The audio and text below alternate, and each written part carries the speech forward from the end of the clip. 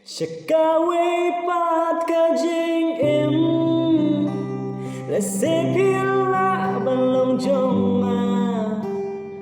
badi marwe klem api yang along basuda kumnongan ai juba em men simbang lamong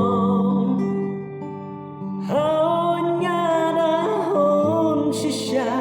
kumno kalaban lo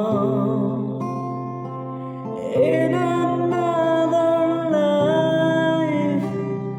I will be your man kitogi jingkin mau batya lan kedua pakut syade dan kedua pakut syade